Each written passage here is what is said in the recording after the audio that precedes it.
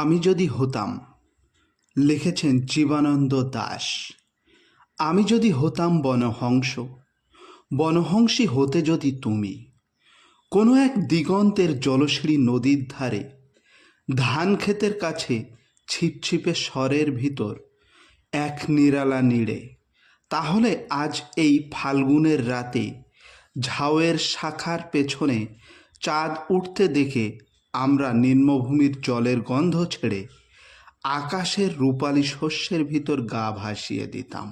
তোমার পাখনায় আমার পালক, আমার পাখনায় তোমার রক্তের স্পন্দন।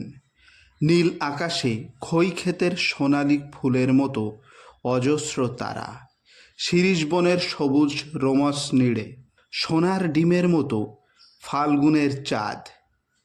হয়তো গুলির শব্দ, আমাদের তীর্যক গতিস্রোত, আমাদের পাখায় পিস্টনের উল্লাস, আমাদের কণ্ঠে উত্তর হাওয়ার গান। হয়তো গুলির শব্দ আবার, আমাদের স্তব্ধতা, আমাদের শান্তি। আজকের জীবনের এই টুকরো টুকরো মৃত্যু আর থাকতো না, থাকতো না আজকের জীবনের টুকরো টুকরো স্বাদের ব্যর্থতা ও অন্ধকার।